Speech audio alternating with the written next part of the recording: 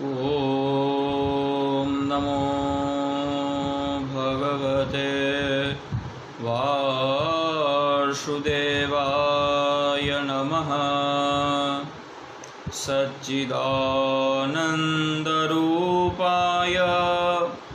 विश्वोत्पत्त्यादिहेतवे तापत्रयविनाशाय श्रीकृष्णाय वयं नमः। कृष्णं नारायणं वन्दे कृष्णं वन्दे व्रजप्रियं कृष्णं द्वैपायनौ वन्दे कृष्णं वन्दे पृथासुतं। हरे कृष्ण कृष्ण कृष्ण हरे हरे, हरे राम राम राम हरे हरे। नैकात्मतां मे स्पृहयन्ति केचिन् मत्स्यादशेवा भीरता महिदा येऽन्योन्ययेतो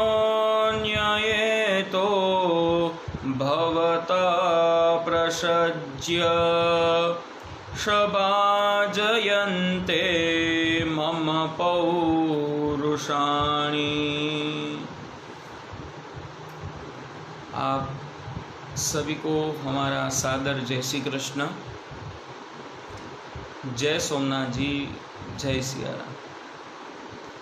आप सभी अपने अपने घरों में स्वस्थ होंगे, खुश होंगे, ऐसी हम आशा करते हैं। और आज वापस वही चर्चा पे कंटिन्यू हो गए जहाँ से कल हमने स्टॉप किया था। कल का हमारा विषय था सांख्य, जो करदम और देवहूति के पुत्र भगवान कपिल महाराज ने अपनी माता देवहूति को ये सांख्य शास्त्र का उपदेश दिया था। वही सांख्य शास्त्र का उपदेश आज भी हम चर्चा करेंगे। तो माता को कपिल महाराज ने समझाया कि माँ, ये संसार है वो एक माया है, इसको त्याग कर दो और योग का मार्ग ले लो। जब तुम योग का मार्ग लोगी तो तुम्हें मुक्ति अपने आप मिल जाएगी। मन एव मनुष्याणां कारणम बंधनम। और मोक्ष के लिए भी जो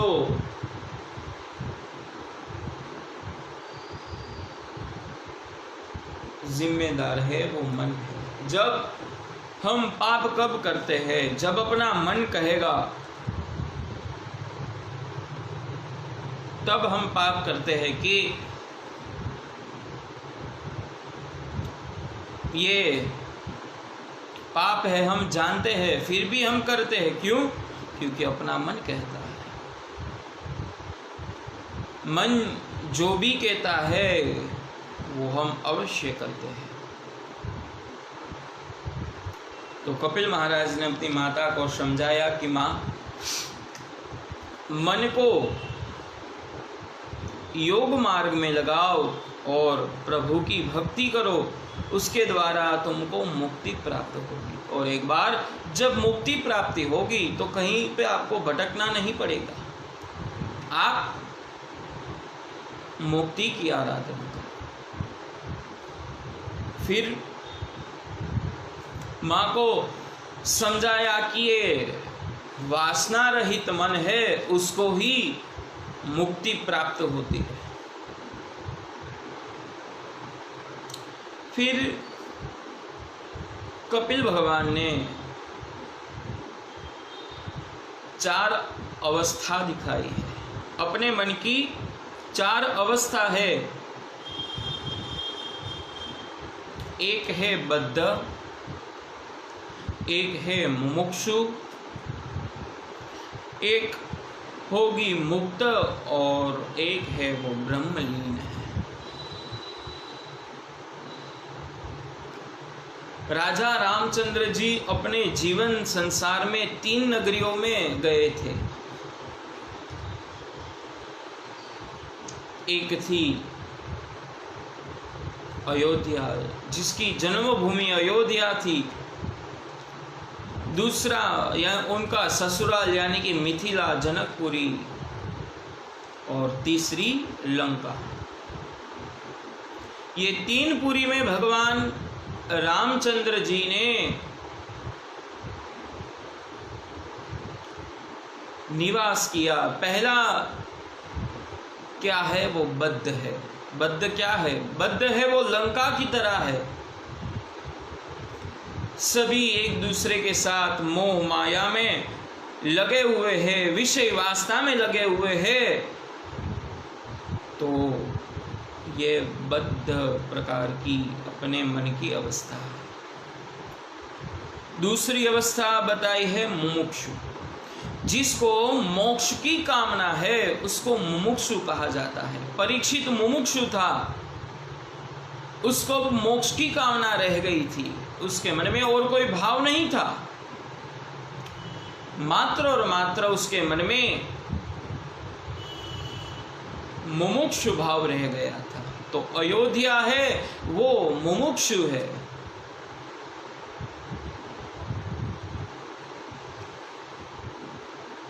दशरथ और दशानन दोनों में क्या अंतर है? नाम में मात्र 2 शब्दों का ही अंतर है।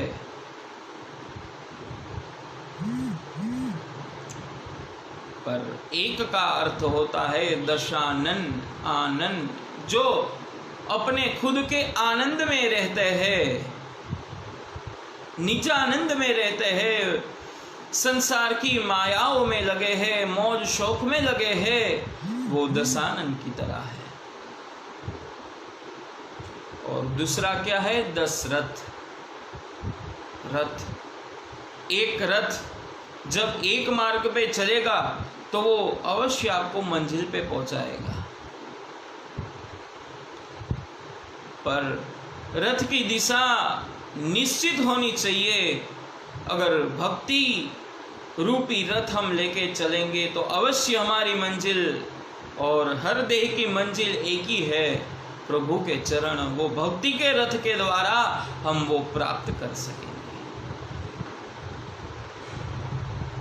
इसलिए भक्ति रूपी रथ पे आप सवार होइए और आगे बढ़ते जाइए। और तीसरी अवस्था क्या दिखाई है? मुक्त, जो कामनाओं से रहित है, जहां पे संत निवास स्थान करते हैं वो जगह मुक्त है। जैसे कि मिथिला है, मिथिला नगरी है, वो मुक्त है। और चौथी अवस्था क्या बताई है? ब्रह्मलीन। ब्रह्मलीन जब एक बार ये शरीर छूट जाता है और आप वही देह छूटने के बाद जो रहता है, जो मन की अवस्था है, वो ब्रह्मलीन अवस्था कही गई है।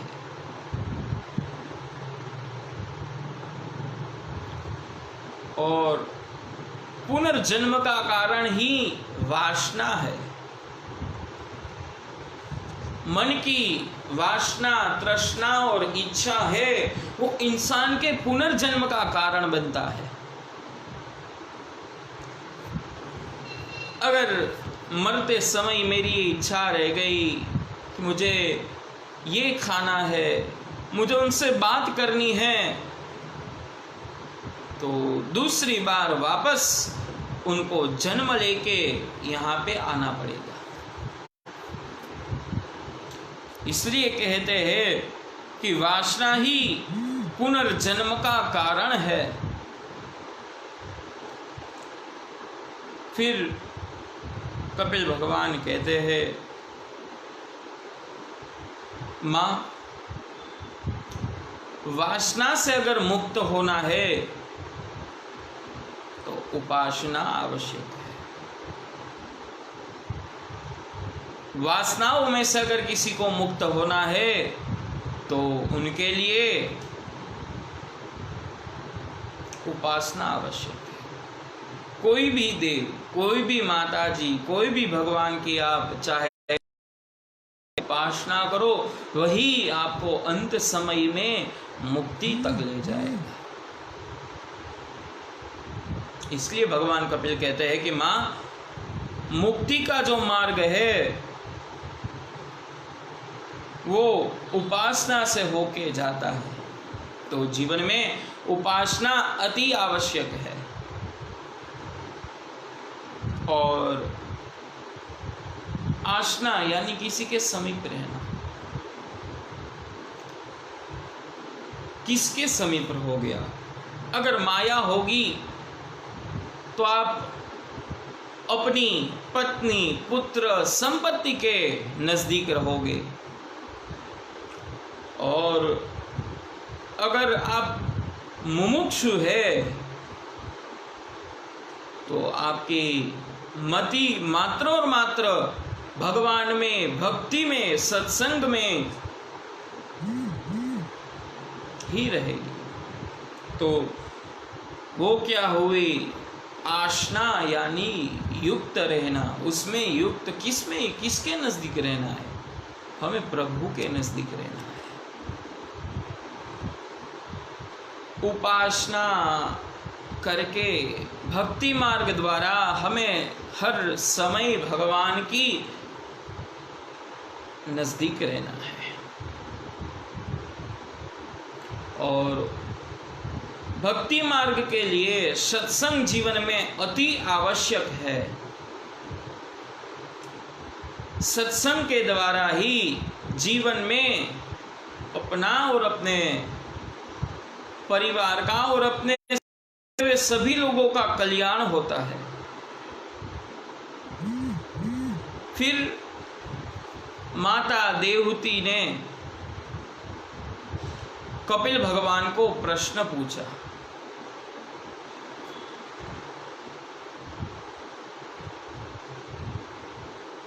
मां ने कहा, बेटा, संत कौन है? संत की सच्ची व्याख्या क्या है और उसको कैसे पहचाने? तब थोड़े लक्षणों में भगवान कपिल महाराज ने उनका प्रत्युत्तर दिया।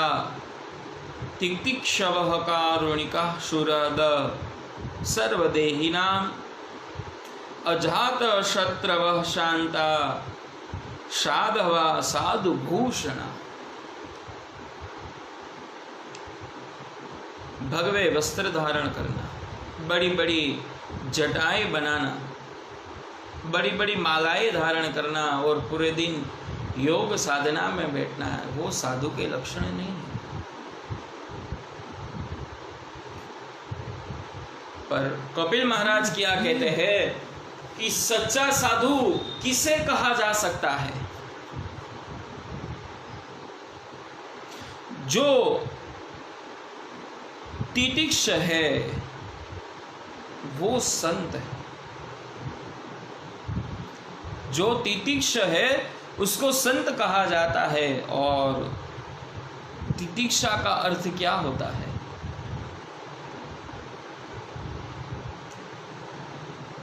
प्रति उत्तर देने की क्षमता होने के बावजूद भी सहन करना, सह लेना, वो सच्चा संत है।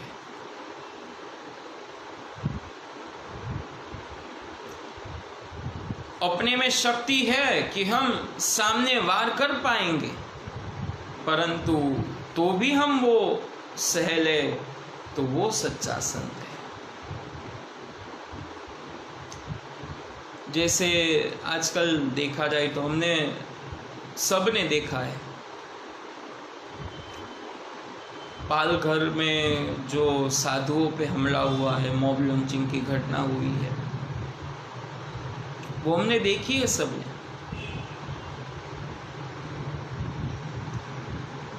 वो सच्चा साधु है।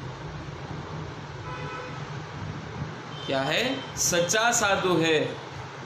और उसके लक्षण क्या दिखाए गए हैं? तितिक्षवः कारुणिकासुराद सर्वदेहिनाम अजात शत्रवः, जिसका कोई जन्म से ही शत्रु नहीं है और जिसके मन में करुणा है। हमने वो वीडियो में देखा था, जब वो आदमी था, वो साधु को सबके बीच में छोड़ता है, तभी उसके मन में एक हास्य होता है।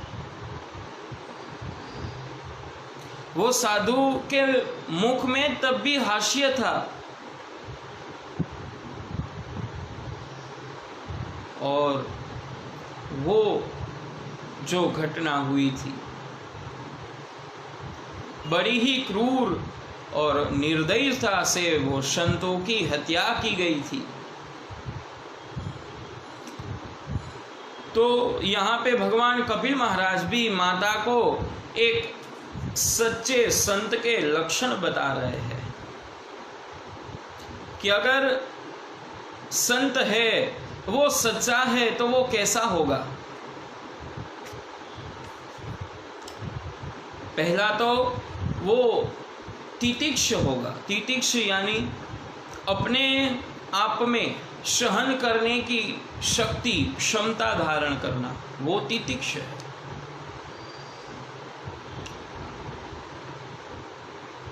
दूसरा अर्थ क्या बताया?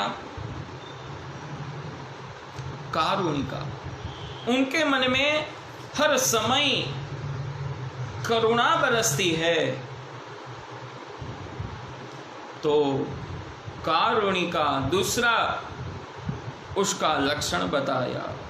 सुहृद, सुहृद यानी सच्चे हृदय वाला, उसके मन में छल और कपट नहीं होता है। वो पवित्र है और पवित्र ही रहता है। अजात शत्रवः, जो जन्म से ही शत्रु का विहीन है, शत्रुओं से विहीन है, वो अजात शत्रु है। शांता, शांता, खुद शांत है, खुद में ही रहते हैं। और साधु भूषण, वही सच्चा साधु। ये लक्षण जिसमें भी है, वही सच्चा साधु कहलाया जा सकता है।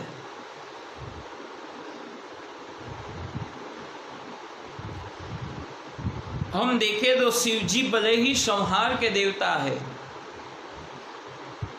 पर उसकी आंखों में फिर भी करुणा है। इसलिए हम बोलते हैं ना, कर्पूर गौरम करुणावतारम। तो शिव जी है वो करुणा अवतार है। उनके मन में प्रत्येक समय करुणा रहती है। और फिर कपिल महाराज कहते हैं, माँ, ऐसे साधु संत की मैत्री से ही अपने जीवन में मुक्ति की प्राप्ति होती है। मुक्ति के लिए पहले ये संसार में भक्ति प्राप्त करनी है। भक्ति प्राप्त होगी तो रति आपो आप छूट जाएगी। एक बार रति छूट गई तो आपके मन में भगवान के लिए प्रेम, आदर, सत्कार, भाव इत्यादि रहेगा और वो होने के बाद ज्ञान और वैराग्य आपको प्राप्त होंगे, और ज्ञान और वैराग्य से ही मुक्ति प्राप्त की जा सकती है। मुक्ति और मुक्ति प्राप्त करने के लिए भगवान की शरण आवश्यक है। भागवत जी में क्या कहते हैं कि अनिमिता भागवती भक्ति सिद्धेर गेरियसी। भगवान की जो भक्ति है वो अनियमित होनी चाहिए। नियमित नहीं, नियमित का अर्थ वो नहीं है कि आप आज भक्ति करो, कल ना करो, परसों करो, उसके बाद ना करो, ऐसा नहीं है। अनियमित यानी कि उसमें समय की निश्चितता नहीं होनी चाहिए कि भाई चलो आज तो 1 ही घंटा हम पूजा कर पाएंगे, कल नहीं करेंगे, परसों वापस 1 घंटा करेंगे। अनियमितता का अर्थ है उसमें कोई नियमित नहीं है कि हम 1 ही घंटा पूजा करेंगे, 1 ही घंटा तप करेंगे, 1 ही घंटा भगवान को याद करेंगे, ऐसा नहीं है। पर हम जब तक जी, जब तक काम करें, तब तक मन में भगवान का स्मरण करते रहिए, तो वो भी एक प्रकार की भक्ति है। इसलिए भागवत जी में कहा है कि अनियमिता भागवती भक्तिर सिद्ध योगिर रीयसी। अनियमित भक्ति भगवान की करनी चाहिए।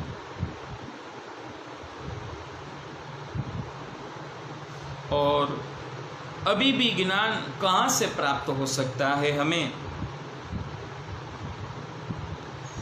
इसीलिए पहले तो हमें प्रथम भक्ति ही प्राप्त करनी है, क्योंकि जब तक मन में भक्ति नहीं होगी तब तक भगवान को नहीं प्राप्त किया जा सकेगा। उसके लिए पहले हमें भक्ति की आवश्यकता है।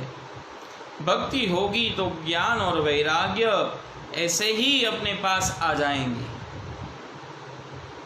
और इसी के साथ आज की यही जो भगवत चर्चा है अपनी, उसको विराम देते हैं, और कल प्रातः 10 बजे इसी समय और यही विषय सांख्य योग पे अपनी आगे की चर्चा करेंगे। तब तक के लिए आप सभी को जय श्री कृष्ण, जय सोमनाथ जी, जय सिया राम। सभी अपने अपने घरों में रहिए, खुश रहिए, stay home, stay safe, stay bless. नमस्कार अस्तु, जय सोमनाथ।